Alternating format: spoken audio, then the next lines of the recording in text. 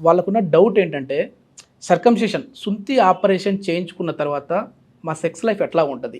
ఎందుకంటే దీని గురించి చెప్తూ వస్తున్నారు సారు. కానీ ఆఫ్టర్ సుంతి ఆపరేషన్ సర్కంసిషన్ తర్వాత లైఫ్ ఎట్లా ఉంటుంది? సర్కంసిషన్ అంటే ఈ సుంతి ఏదైతే ఉంటుందో దీన్ని ఖత్నా అంటుంటాము. యూజువల్‌గా ముస్లిం కమ్యూనిటీలో చేయించుకుంటే గనక వాళ్ళు చిన్నప్పుడే చేయించుకుంటుంటారు. సో వాళ్ళది పక్కన పెడితే గనక హిందూస్ దగ్గరికి వచ్చి అంటే రిమైనింగ్ ముస్లిం కాకుండా అదర్ రిలీజియన్స్ చూసుకుంటే గనక వాళ్ళెవరు చిన్నప్పుడు ప్రాక్టీస్ అయితే చెయ్యరు.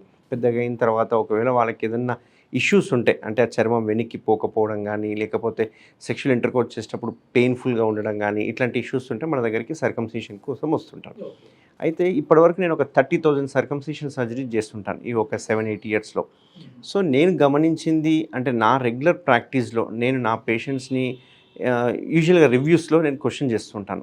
అంటే 1 మంత్ తర్వాత 2 మంత్స్ తర్వాత రివ్యూస్‌కి వస్తుంటారు. సో రివ్యూస్‌లో నేను ఒక క్వెషన్ చేస్తూ ఉంటాను. సర్కంసిషన్‌కి ముందు ఇంటర్‌కోర్స్ ఎలా ఉంది? సర్కంసిషన్ తర్వాత ఇంటర్‌కోర్స్ ఎలా ఉంది? మీకేమన్నా బెనిఫిట్ అనిపించిందా? ఏ రకంగా బెనిఫిట్ అనిపించింది? అంటే ఈ ప్రీమెచ్యూర్ ఎజాక్యులేషన్ ఇంతకుముందు ఉంటే ఇప్పుడు ఏమన్నా పోయిందా? ఇంతకుముందు పెయిన్‌ఫుల్ ఇంటర్‌కోర్స్ ఉన్నది ఇప్పుడు ఎలా ఉంది?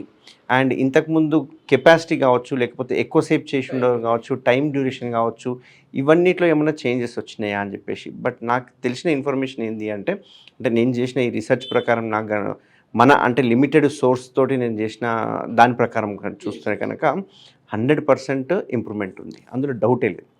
ఎందుకు అంటే మనకు స్కిన్ ఉంటే కనుక వెనక్కి పోకపోవడం వల్ల పెయిన్ ఉంటుంది అప్పుడప్పుడు. సో అట్లా పెయిన్ ఉండే వరకు ఏమవుతుందంటే వాళ్ళకి ఇంటర్‌కోర్స్ చేసేటప్పుడు సడన్‌గా ప్రీమెచ్యూర్ ఎజాక్యులేషన్ స్టార్ట్ అయిపోతుంది. సో వాళ్ళకు తొందరగా ఎజెక్ట్ అయిపోతుంది.